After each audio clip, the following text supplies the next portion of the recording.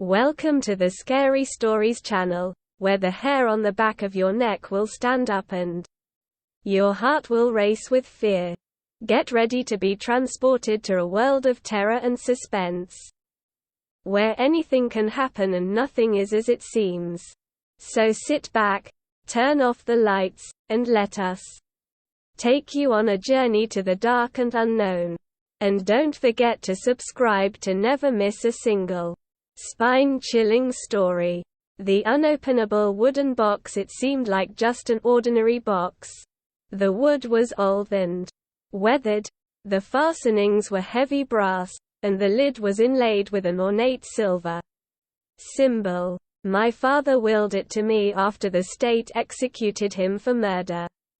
He left no explanation or instructions, only the small, mysterious wooden box. At first I considered tossing it into the river. The last thing I wanted was a reminder of the man that had abandoned his son in favor of a life of violence. But, being the weak-willed person that I am, my curiosity soon overwhelmed me. And I could stand the mystery of the box no longer. Opening the box, however, was easier said than done. Attempts to pry open the latches with my hands yielded only abraded fingers and broken nails. Screwdrivers were snapped, hammers were shattered, and drill motors were burnt out, yet the contents of the box remained out of reach, encased in a wooden tomb determined not to yield its secrets. Eventually I gave up, doing what I've always done when I can't get what I want. I told myself that whatever was inside was not worth the effort, and did my best to forget about it. But the box would not allow me to forget so easily, and, one night while I was sleeping, it opened of its own accord. I awoke to an eerie silver luminescence that filled my bedroom, and a deep sense of pervasive cold that chilled the surroundings to absolute stillness.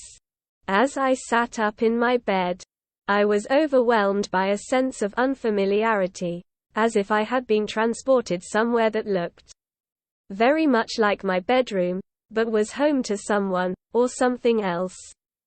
The silver light was emanating from beneath my closet door, lending a sense of unreality to everything that bathed in its pallid sheen, casting odd shadows that seemed to creep and move in the corner of my eye. I could feel myself standing up, though I had not willed myself to do so, and slowly, quietly, I crept towards the closet. My fingertips brushed the knob, recoiling for a moment from the penetrating cold. Then resolutely, firmly, I grasped it, pulling the door open to reveal the box. The hinges had sprung open wide. The light spilling forth was piercing and intense. My eyes filled up with the light, and felt as if they would soon burst, yet I could not tear them away. I could feel myself falling, slowly forward into an abyss of silver light that enveloped my horizon, and became my entire being. Just before it swallowed me, the box snapped shut, and I found myself on the floor, my sweat-drenched cheek pressed tight against the cold rough wood of the box. I pushed myself back to my feet. The eerie silver light was gone, and my room seemed once again my own. Yet something was still not right. The cheek that had touched the box was throbbing with a burning pain. I wandered into the bathroom and flipped on the light, gasping at my grotesque reflection. The symbol on top of the box was burned into my cheek. I reached up to touch it, but as I did so it faded. But the brand was not the only souvenir the box has left me with. I can feel a presence in me, an unwelcome guest inside my mind. I find myself missing time, awaking in strange locales with blood splattered on my clothing.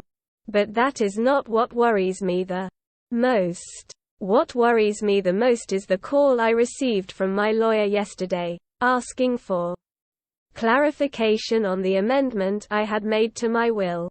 He wondered why the only thing I wanted to leave my son when I died was an unopenable wooden box.